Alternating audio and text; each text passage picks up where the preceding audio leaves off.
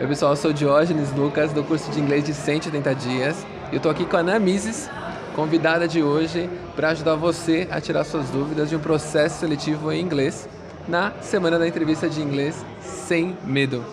E a Ana Mises, assim, é um profissional com quem eu já conversei, que já também me entrevistou em um processo seletivo em inglês. E ela tem muita experiência, assim, muita experiência mesmo em processos seletivos em inglês. E não só de uma pessoa, mas também de grupos também na Mises, não é isso, né? E eu vou fazer algumas perguntas para a Ana Mises, que são perguntas que vocês já mandaram para mim, já mandaram por e-mail, você que já participou enviando perguntas por e-mail, perguntas por mensagem de texto, pelo grupo do WhatsApp. Vou ajudar você a tirar suas dúvidas sobre o processo seletivo em inglês, tá bom? Então, Nana, muito obrigado por ter vindo. Se quiser falar um pouco sobre você, a experiência que você tem, acho que é muito legal o pessoal saber a experiência que você tem em processo seletivo e as empresas, quanto você já trabalhou, né? Quanto você sabe disso. E foi muito legal, assim, entrar em contato contigo, lembrar que passei um processo seletivo contigo, que foi um processo de uma grande empresa, isso foi muito legal. E ter você aqui para fazer essa entrevista, né? Falar sobre o processo seletivo é muito bacana. Obrigado por estar aqui, Naná. Obrigada pelo convite, Diógenes. Eu, na verdade, estou na área de recursos humanos há cerca de 10 anos, pouco mais de 10 anos. Eu sou formada em administração, comecei na área financeira, passei por algumas outras áreas e quando eu entrei em recursos humanos eu comecei a trabalhar com recrutamento e seleção como headhunter. Fiquei 2 anos especialmente nesta área e depois comecei a trabalhar com carreira, consultoria de carreira e coaching. Nesses 10 anos eu conduzi diversos processos seletivos, tanto processos seletivos individuais, né, entrevistas individuais, como processos seletivos de programas de estágio, de trainee. Então, dinâmicas de grupo, processo seletivo para executivos. Então, grande parte das empresas, das minhas clientes, elas pediam inglês, então uma partezinha do processo aí foi dedicada ao recrutamento e seleção em inglês. Bacana, Ana Mises. Agora, vamos entrar na parte grossa aqui, na parte das perguntas em inglês. A primeira pergunta que eu tenho para você, que eu já fiz assim para outros profissionais também, não sei se a sua opinião é a mesma, mas tem alguma diferença entre um processo seletivo em inglês e um processo seletivo em português, além do idioma? Quando a gente fala de processo seletivo em inglês e português, realmente não tem quando a gente está falando especificamente de vagas no Brasil. Então, o processo, a gente vai olhar basicamente as mesmas coisas, a gente quer saber se você tem a competência técnica e a competência comportamental para assumir aquela posição, suas ambições de carreira, seus valores, então a gente vai fazer todo esse mapeamento. A diferença é que, ao invés de a gente usar só português, exclusivamente português, a gente vai estar usando inglês também para entender o seu nível de conversação, de entendimento e de construção de um trabalho num idioma diferente. Naná, uma outra coisa assim, gente, eu tô com um monte de perguntas aqui, tem 78 perguntas, eu não vou conseguir fazer todas para a Naná agora, então não estranhem isso, mas eu tô olhando aqui as perguntas que vocês mandaram, procurando as perguntas relacionadas. Naná, você falou assim que tem uma diferença sim com relação a país, né? Mas, por exemplo, se o entrevistador ele é brasileiro e ele vai fazer perguntas em inglês, ele geralmente vai fazer as mesmas perguntas que ele faz no processo seletivo aqui no Brasil em português? Sim, as perguntas são basicamente as mesmas, né? O que vai depender muito, Diógenes, na verdade, é qual que é o conjunto de competências que ele está buscando, tanto competências técnicas quanto competências comportamentais para aquela função. Por exemplo, quando a gente está falando de uma função que envolve lidar com times de fora do país, de outros países, né? Você vai ser gestor de pessoas que estão em países diferentes. Então, provavelmente o consultor ele vai mapear também, além do seu nível de inglês, qual que é a sua habilidade de gerenciamento de equipe à distância. Então isso é importante, né? Algo que provavelmente ele não olharia se for uma vaga exclusivamente para trabalhar no Brasil com um time dedicado aqui, né, na atuação aqui no país. Então, isso, na verdade, não vai mudar dependendo do que ele precisa para aquela posição, do que ele precisa investigar para aquela posição. Mas quando a gente fala de perguntas comportamentais, perguntas técnicas, vai ser a mesma coisa, tanto em processo seletivo que vai ser conduzido em português quanto em inglês. E aí eu tenho a seguinte questão, Ana. tenho alunos que conseguem entender muito bem inglês, conseguem ouvir muito bem inglês. Como você, do RH, né, você tem essa experiência toda, como você vê a pessoa que está no meio da entrevista e pergunta para você assim, sorry, what do you mean? Sorry, I don't understand. Ou sorry, speak slowly, please. Como é que você encara esse tipo de pergunta no processo seletivo? Então, Diógenes, depende muito do nível que a gente precisa para a posição, né? Na verdade, quando a gente tem uma pergunta, que a gente faz uma pergunta e a pessoa devolve que não entendeu aquela pergunta, não tem problema, a gente repete. Inclusive, normalmente, no começo da entrevista, a gente já fala isso, que se não entender, por favor, para perguntar novamente. Então, você fazer isso uma vez, 2 vezes, não tem tanto problema. O que é importante é a gente entender se a pessoa de fato sabe falar o inglês e tem o nível que a gente precisa para aquela posição.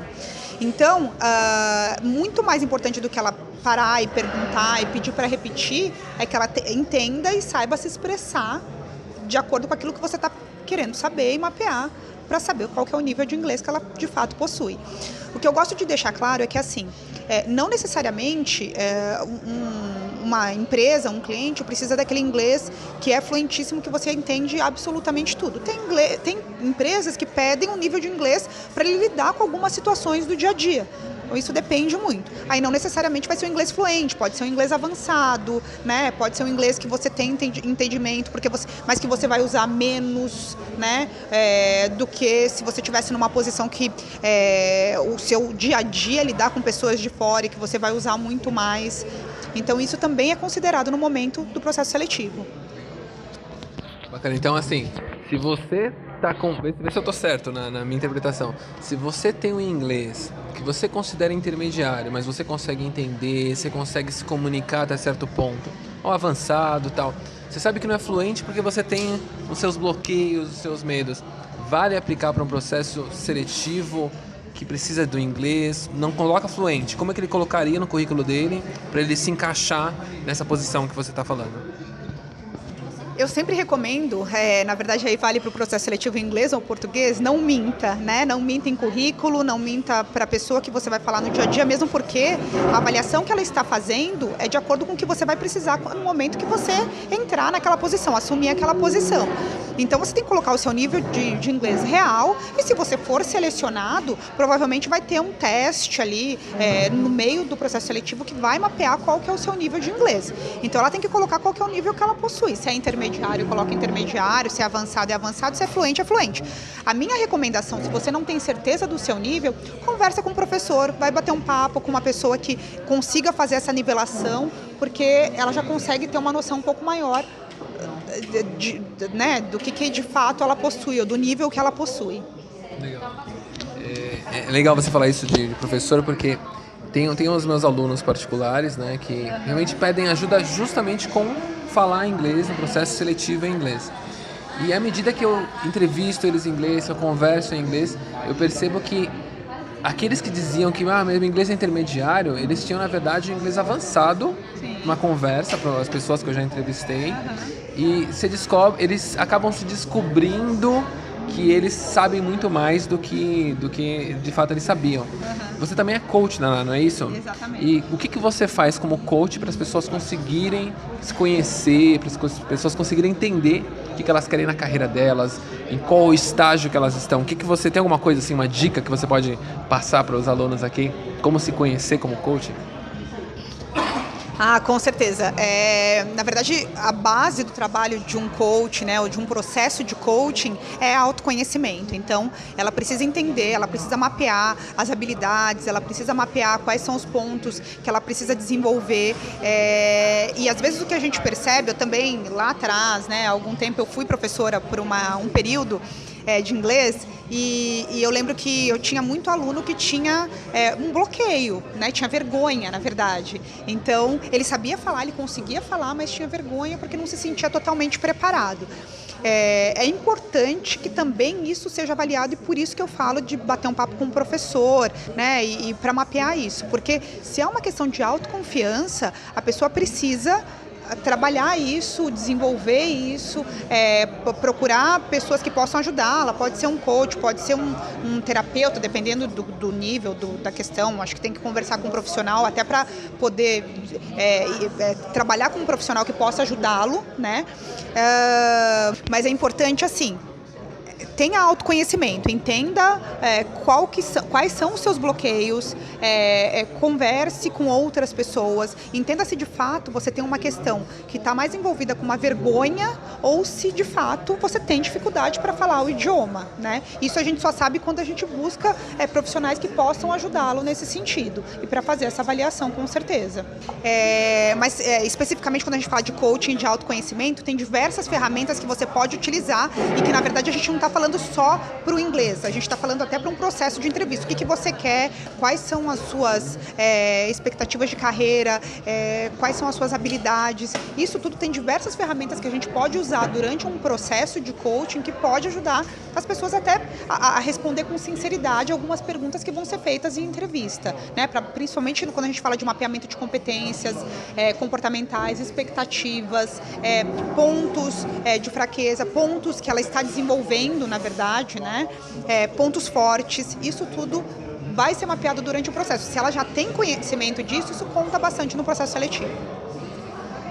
Bacana, Ana, obrigado. Assim, é uma coisa muito comum, realmente ver as pessoas que têm inglês, que entendem, mas têm seus bloqueios, suas dúvidas e por aí vai, né? E na hora que descobrem isso, elas acabam se revelando para o mundo, né? Como conseguem falar e tudo aí mais.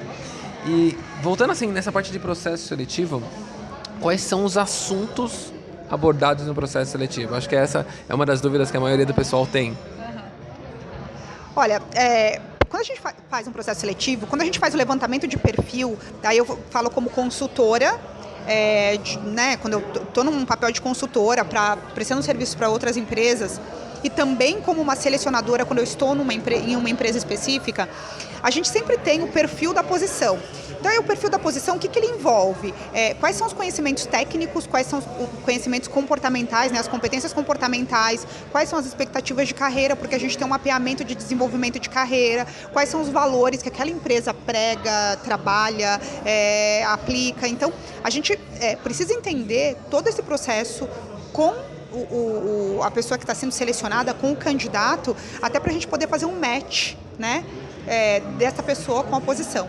O que eu sempre digo é assim, Diógenes, é muito importante, eu sei que quando a gente gosta muito de um processo seletivo, ou gosta muito de uma empresa e a gente se encanta por uma vaga, a gente quer conquistar e quer quer estar lá, quer ser aprovado. O que eu digo é assim, gente, se preocupem mais em fazer um match realmente daquilo que você quer para a sua carreira e para a sua vida. Por que eu digo isso? Porque a chance de dar certo a médio e longo prazo é muito maior, né? Então, tenha autoconhecimento, entenda qual que é o que você busca, quais são as suas competências, faça esse mapeamento em casa antes para você poder ser sincero no momento da entrevista e do processo seletivo como um todo. Tá, Irana, agora vamos colocar assim a pessoa dentro do processo seletivo com você. Digamos que tem uma vaga X com aquela função X. Como que a pessoa pode se preparar? Ela tem esse perfil, ela se enquadra. Como que ela pode se preparar para ir para essa vaga e não ficar gaguejando? Qual uma das coisas que ela pode fazer aí pra gente? Então, como eu disse, o que a gente mapeia basicamente é isso. A gente vai olhar a competência técnica, competência comportamental, a gente vai entender sobre a pessoa, quem é essa pessoa, quais são as expectativas, né? Mapear valores, então esse é o processo. Então, a dica é essa, se prepare para isso com sinceridade. Então, anota, de fato, num papel mesmo, né? Quais foram os seus feedbacks nas empresas anteriores, tanto de pontos positivos quanto de pontos de desenvolvimento. O que você ouve em casa, né? Tem um exercício legal que a gente fala, que a gente sempre passa durante o coaching, assim, vai lá e pergunta para as pessoas com quem você mais convive, né? Quais são os seus pontos fortes e quais são os pontos de desenvolvimento. Para você fazer um mapa mesmo de quem você é, de como as pessoas te percebem no ambiente. Então, Anota isso, mapeie quais foram as suas principais conquistas na carreira, suas principais realizações, seus principais projetos, como você se saiu. Então isso tudo vai ser perguntado. O maior problema, por exemplo, que você resolveu na empresa durante a sua carreira, a sua maior conquista, quando que você, por exemplo, precisou lidar com uma pessoa difícil, o que você fez. Então isso tudo é uma forma de você se preparar, né? É claro que assim, não tem como eu passar uma pergunta pronta, porque isso, novamente, vai depender do processo seletivo que você está participando e do que é requerido para aquele cargo e para aquela função. Mas tem algumas coisas que você já consegue se preparar, que é colocando no papel tudo isso, tudo que você já passou, né? Um projeto que não deu certo, por que não deu certo, como que poderia ter dado, quais foram as características que influenciaram nesse processo para fazer não dar certo ou para fazer dar certo num projeto de sucesso, né? Um aprendizado grande que você teve. Então, tudo isso, se você senta antes da entrevista, coloca no papel, você consegue se entender muito mais e até saber se você aplica para aquela vaga ou não, se faz sentido ou não. É claro que nem sempre a gente vai ter todas essas informações só por um anúncio de vaga, mas à medida que você tem isso já escrito, já claro na sua cabeça, você vai conseguir ter uma conversa muito mais transparente com o recrutador, né? E que vai ser muito mais produtiva. Legal. Ana, vale dizer que ter o currículo em inglês ajuda? Ou, por exemplo, você falou agora se preparar, escrever. Se preparar e escrever, o quê? É ter todos os cases traduzidos para o inglês ou só tem em português já serve já? Então, se você está prestando um processo seletivo que você precisa do idioma, do inglês, faça esse exercício em inglês também, porque muito provavelmente vai ser questionado em inglês, né? Então, alguns dos meus processos, na verdade tem vários tipos de processos e eu tenho que dizer que isso depende muito de empresa para empresa. Tem empresa que faz não só a entrevista individual, como faz algumas atividades em grupo, né? Então, eu também já conduzi algumas atividades em grupo, dinâmicas de grupo em inglês. Então, isso pode acontecer. Mas, basicamente, se você não está preparado, por exemplo, às vezes eu estou fazendo uma entrevista em português e na hora eu já viro para o inglês, se eu preciso do idioma, e começo a fazer perguntas em inglês. A gente faz isso. Então, a gente também quer saber, quer dizer, no momento que o candidato precisa usar o idioma, ele consegue? Faz sentido, ele consegue se virar, ele consegue entregar e responder aquilo que a gente está perguntando. Então isso é importante. E para isso você tem que se preparar. Mesmo porque, quando a gente fala de um idioma, de um nível, na verdade, que você use na sua vida pessoal, vou fazer uma viagem, eu consigo me virar, eu consigo ter conversas informais, não necessariamente este é o inglês que precisa para aquele processo seletivo. Às vezes você também precisa de inglês técnico, né? Então, por isso que se preparar e saber do inglês técnico da sua área, se eu sou um advogado, como é que eu falo das minhas conquistas e dos meus projetos em inglês, né, os projetos jurídicos. Se eu sou uma pessoa de recrutamento e seleção, como é que eu conto os processos que eu conduzi em inglês. Então você tem que estar preparado para isso, por isso que é importante você saber falar e virar aí o idioma do português para o inglês e do inglês para o português se necessário. E assim, gente, contando um pouco da Araná, o processo que eu participei foi em grande empresa da indústria de bens de consumo. Tem chocolate, uma empresa bacana, você vai imaginar, assim, tem... Dessa linha aqui, tem 2 letras que são bem conhecidas dessa empresa. E eu lembro da entrevista que eu estava conversando com a Araná, isso faz algum tempo, foi antes de eu começar a dar aula, fazer coach de inglês e tudo mais. A Ana estava falando em português comigo, ela falou assim, so let's speak just in English right now, just talk about you a little bit. E eu fiquei assim, ok, so let's speak just in English. E ela começou a falar e tal. Então pode acontecer com você, e a maneira de você se preparar então é ter seu currículo, tenha listado com as palavras em inglês, conheça o seu perfil, conheça o assunto, a sua área, os termos técnicos, né, da sua área, né? Ana, agora eu vou fazer uma outra pergunta para você, assim, falando em termos técnicos, né? Sim. E se a minha área é uma área por exemplo, financeira, por exemplo, contábil aqui no Brasil, onde eu falo sobre leis, sobre os assuntos que são relacionados tipicamente do Brasil, vale eu falar em inglês ou eu posso mencionar o termo em português? Então, isso vai depender do que o recrutador está te perguntando. Às vezes ele pergunta em inglês, né? Ele vai te fazer alguma pergunta específica em inglês sobre a sua área de atuação.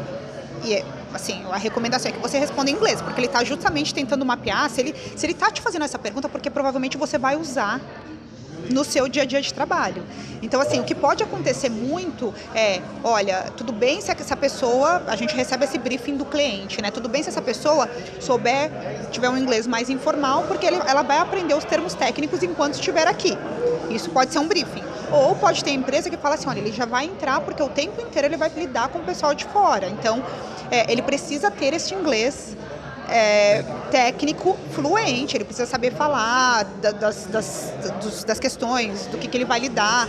Então, vai ser exigido que você tenha realmente esse inglês mais técnico. Aí, assim, mas e se eu não sei falar, né? Se eu não tenho esse nível de inglês, eu não sei falar. Assim, provavelmente, se você não for aprovado, é porque, justamente por conta desse ponto, é porque, de fato, você não tinha o que é necessário para aquela posição. Então, desenvolva, né? O aprendizado aí desenvolva, porque você pode precisar numa próxima entrevista, num próximo trabalho. Isso vai ser importante. Outra coisa, assim, que aconteceu com a Naná, foi esse processo mesmo que eu fiz com a Naná, foi nessa grande empresa com 2 letras de chocolate aí. O processo não foi só uma conversa em inglês, foi um processo seletivo que durou o dia inteiro em inglês, com dinâmicas e tudo mais. Então, vale sim estar bem preparado para não só aquele processo engessado, né, caixinha. Você pode estar preparado para ir além no inglês, é isso, né?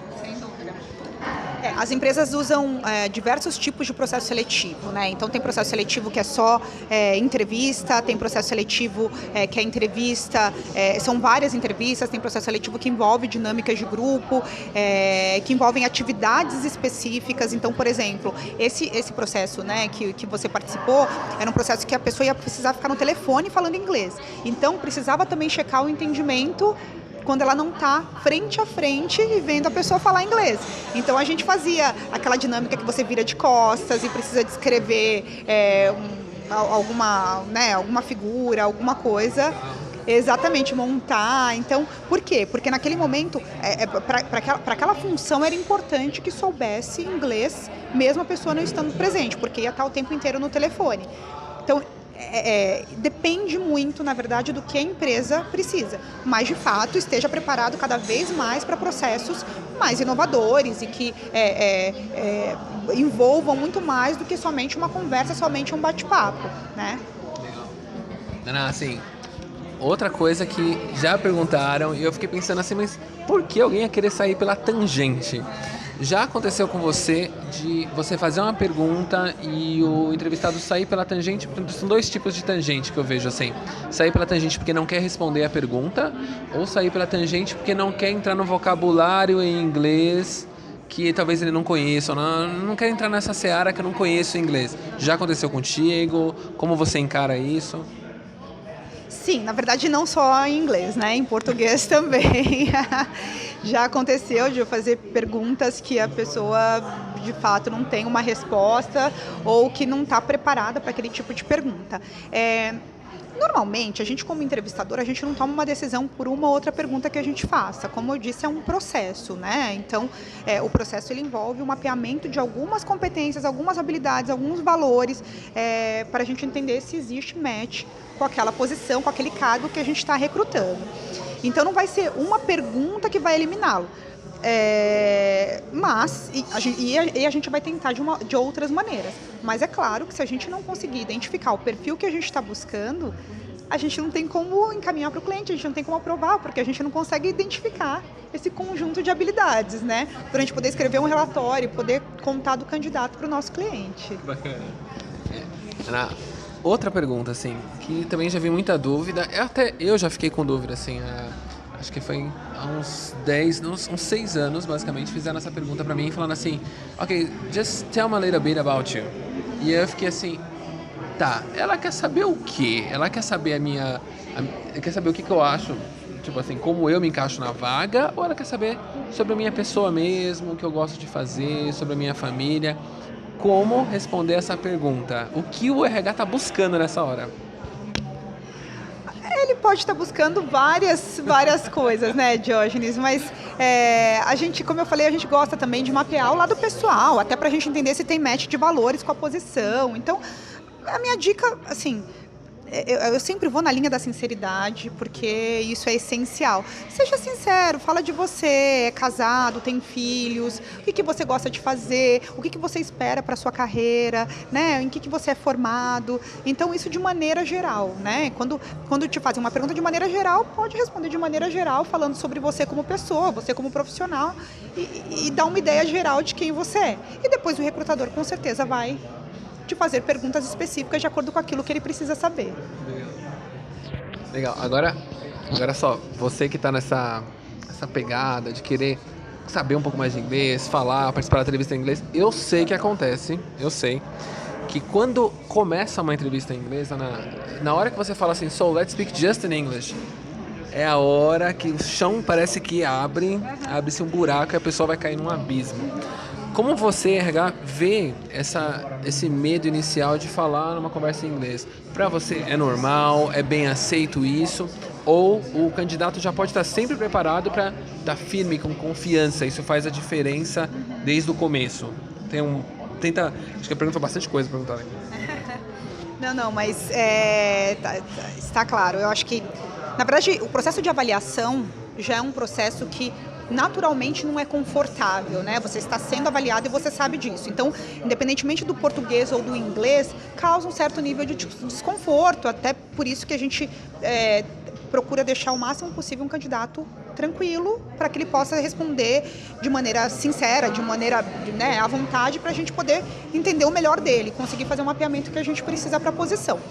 É normal que, assim, quando a gente vira para o inglês ou logo que a gente começa a entrevista, mesmo sendo no português, que existem esses primeiros momentos de desconforto. Então, fica tranquilo, né? Começa a falar sobre você. Minha dica é essa, assim, encare com naturalidade, porque a gente vai olhar para o todo, a gente não vai olhar só para aquele primeiro momento. Então, o normal, quando uma pessoa fala o idioma e tem tranquilidade com o idioma, é que ela tem um momento inicial de mais leveza, sei lá. Não. O inicial, na verdade, ela fica mais desconfortável.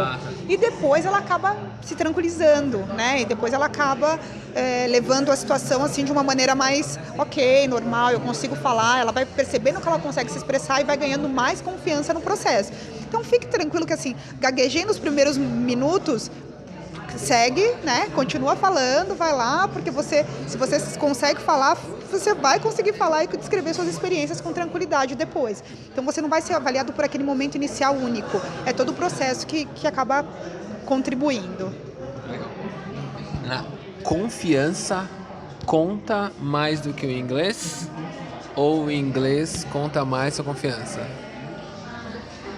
O cara vai falar inglês, ele não fala muito bem, mas ele é muito confiante, ele vai conseguir aprender. O que conta mais? Olha, as duas coisas andam juntas, né? Por que eu falo isso? Porque se você não é uma pessoa muito confiante, vai falar e gagueja, tem, isso, novamente, eu não estou falando do momento inicial, eu estou falando de todo o processo, né? E não consegue se expressar com clareza por conta dessa falta de confiança, isso vai ser um problema, porque a gente não consegue, dependendo do nível de inglês, a gente não consegue enxergar aquela pessoa sentada naquela posição, né? Da mesma maneira, ele pode ser aquela pessoa com muita autoconfiança, mas que, na verdade, no momento de falar inglês, não vai falar muita coisa e vai cometer erros grotescos que não dá pra gente tolerar para aquela função que ela vai exercer. Então, as duas andam muito juntas. É importante que tenha uma autoconfiança, mas, ao mesmo tempo, você precisa falar inglês. Você tem que ter o inglês no nível que é necessário para aquela posição, né? Beleza, Naná. Então, acho que a gente já está acabando a nossa entrevista. A gente tem muita coisa para a gente poder falar nas próximas e tal. Eu vou aguardar as dúvidas dos alunos, né? Se eles tiverem mais dúvidas em inglês. Mas uma pergunta, Naná, bem bacana, bem profunda. Como que o aluno pode se preparar antes do próprio processo seletivo para chegar no processo seletivo se sentindo mais preparado, mais confiante para falar inglês com a Naná amanhã, tipo, daqui a um mês que seja, como é que ele pode chegar lá mais preparado? Ótima pergunta. Acho que a gente não é só a posição, tem a posição também, mas é importante você ter uma noção mais completa do todo. Então, por exemplo, que empresa é essa que eu estou aplicando, né? Quais são os valores dessa empresa? Como que é a cultura dessa empresa? E como que você tem acesso a essas informações? Tanto procurando no site da empresa, procurando notícias sobre a empresa, entender os negócios envolvidos na empresa, como perguntando, né, buscando. A gente tem hoje o LinkedIn, por exemplo, né, que é uma ferramenta que você pode utilizar para ter contato com profissionais daquela empresa, quer dizer, perguntar um pouco sobre a cultura para pessoas que você conhece, que já trabalharam lá. Então, essa é uma forma de você ter um conhecimento um pouco mais amplo sobre a empresa. E sobre a posição, a própria posição. Então, busque mais informações sobre o que é solicitado. Normalmente, quando ligam para você, para uma função, uma vaga específica, pergunta o que eu vou fazer, sobre o que é essa posição. No momento da entrevista mesmo, faça perguntas para ter entendimento maior, né? Como é que é essa equipe, são quantas pessoas, quais são os principais projetos, as metas. Tem informação que realmente o recrutador não pode abrir no início ou no primeiro processo, mas o que ele puder falar, com certeza ele vai te falar. Até porque a gente fala que o processo seletivo não é só a empresa escolhendo, é um casamento. Você também escolhe aquela empresa, você também tem que saber se faz sentido como seu próximo passo de carreira. É uma decisão importante, né? Eu lembro que quando eu entrei e comecei a trabalhar com recrutamento e seleção, com RH, né, e recrutamento e seleção lá atrás, minha primeira gestora em RH, ela falou assim que o processo seletivo é uma marca, né? A entrevista, o processo seletivo que você está conduzindo é uma marca que você deixa no currículo do candidato, né? Se essa marca vai ser positiva ou negativa, vai depender muito do processo que você vai fazer, dos critérios que você vai utilizar, o quanto que de fato você está buscando aquele candidato mais adequado. Eu sempre falo que não tem candidato bom ou ruim, tem mais adequado ou menos adequado para aquela função específica. Então, é isso que a gente busca como recrutador. Olha, queria agradecer a Naná por ter cedido um pouco do tempo dela. Nós viemos aqui para uma loja aqui de uma cafeteria para poder fazer essa entrevista, essa conversa. Por isso que você vai ouvir um pouco de ruído aqui na gravação. E a gente bateu papo falando sobre várias coisas, né? Então eu queria terminar essa conversa com a Naná, primeiro agradecendo ela. Eu vou continuar aqui a conversa com ela, falando mais algumas coisas, vocês vão ouvir. Mas para não terminar assim no meio do nada, Naná, assim, vamos só continuar a conversa, né? A gente estava falando um pouquinho o quanto é difícil as pessoas falarem inglês no Brasil. E um dos números que eu vi, assim, acho que é a revista Exame que fala sobre o assunto, fala que num país, assim, menos de 3% das pessoas falam inglês. O que você acha disso? Esse dado, ele me assusta, né? Eu vi esse dado. Por que me assusta? Porque a gente está praticamente 3 décadas falando de globalização, né? Quer dizer, relações cada vez mais próximas com o exterior, e a gente tem esse dado que é muito pequeno, né, para tudo que a gente precisa.